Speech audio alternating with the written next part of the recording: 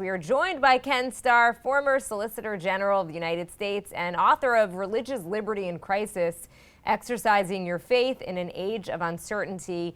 Great to have you on this morning. What compelled you to write this book on religious liberty? It's actually been on my mind, Jill, and thank you for having me on for 40, count them, 40 years. And so there's a little bit of autobiography here, but I do see the erosion, especially in the 21st century, an age of hostility to religious faith, challenges to acts of conscience and freedom of conscience. And of course, the pandemic really brought it home, didn't it? With church closures and so forth. And seemingly certain governors, let me just identify Nevada's governor saying Caesar's Palace can operate at 50%. Churches, no matter how huge you are, no matter how you abide by all the social distancing protocols and mask protocols, you're limited to 50. It doesn't sound right. The Supreme Court finally stepped in December, time for Christmas and Hanukkah, and said, you're going too far. Well, why is this? I think that there is an erosion of religious liberty, but there's a lot that we can do about it, and that's what this book is all about. So according to Pew Research, nearly 40% of Americans don't believe or affiliate themselves with any particular religion.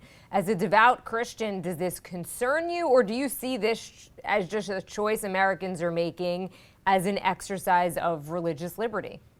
Absolutely. Welcome to the land of the free. And George Washington put it so beautifully in his letter to the Jewish congregation in Newport, Rhode Island. During his presidency, we will simply not tolerate bigotry. And in this country, there can be no religious test for office. So this is allow freedom to prevail and people will make their own choices. But now let's don't turn that freedom into hostility against households of faith, religious congregations. We really saw this with Governor Cuomo and the Orthodox Jewish community. And some of the things said in that exchange suggested genuine hostility to religious belief and practice. That's a problem. That's one that is very inconsistent with American values and our Constitution. On to just a couple of other issues. I'm curious what you think of President Biden, who's now appointed a commission to look at the idea of adding more justices to the Supreme Court, aka court packing. What do you think of it? What do you think of that idea? Well, I think very poorly of it. The Supreme Court, whether you agree or disagree with a decision or a whole line of decisions, operates at peak efficiency. They do their work well and in a highly professional way. And as we saw the other night with a Friday night, late night ruling, in terms of home churches and home Bible studies, they're 24/7. They're there. Capital punishment cases, they're there. They will operate with efficiency. There's nothing broke. It's all political and ideological. It's just like 87 years ago with Franklin Delano Roosevelt didn't like the way the Supreme Court was deciding cases, and he said, let's pack the court. His own party elected overwhelmingly to the presidency, the Congress dominated by his political party said, no, Mr. President, don't tinker with our structure. Have a squabble with what the court is saying or deciding, but leave the structure alone. And I think that will be the upshot. It's very unfortunate that President Biden didn't show more courage and strength because he's an institutionalist, or at least he was in the United States Senate for his almost half century of public service. He's cared deeply about institutions. He chaired the Judiciary Committee of the United States Senate. He cares about institutions, but he's succumbed to the pressure of the most progressive elements of his party. I also want to get your take on vaccinations, which, of course, another hot topic right now. Do you think the U.S. government could mandate vaccinations as a way to get this pandemic under control? I think it's hard for the federal government to do it in terms of limited powers. There would have to be truly a compelling need for the federal government to step in using its Commerce Clause powers and so forth. It can use its spending powers. For example, it could say to colleges, you want financial aid for your students? Guess what? Everybody gets vaccinated. I think it could do it incrementally. I would be very concerned in our constitutional system of limited government, where we look to the states for so much of this daily activity, including public health, to actually command and mandate vaccinations. I also want to talk impeachment. You were, of course, a driver in the impeachment of President Bill Clinton. You defended President Trump in his impeachment.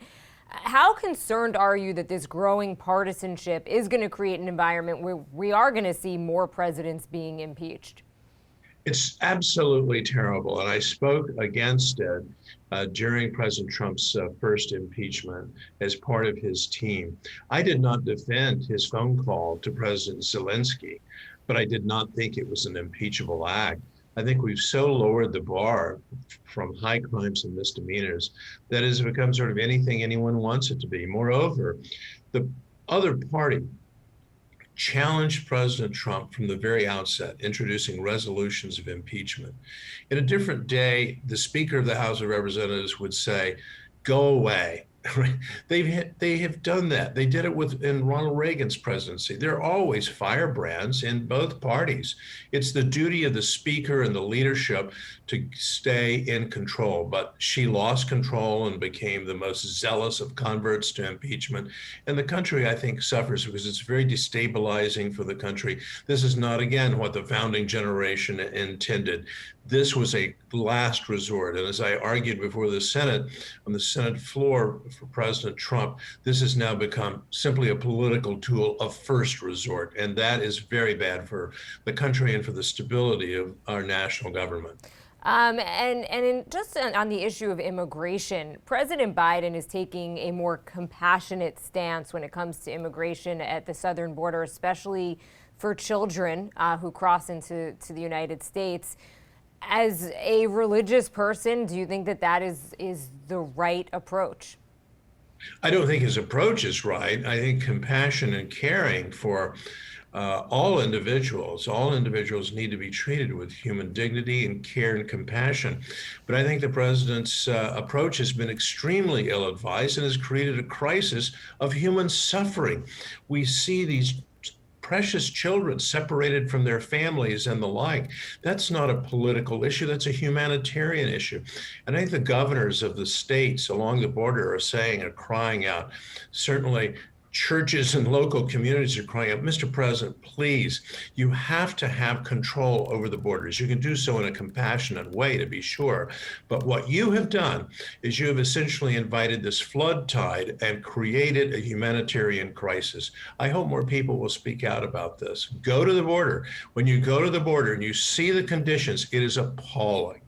All right. Great to have you on, Ken Starr, former Solicitor General of the United States and also the author of Religious Liberty in Crisis, Exercising Your Faith in an Age of Uncertainty. Appreciate your time.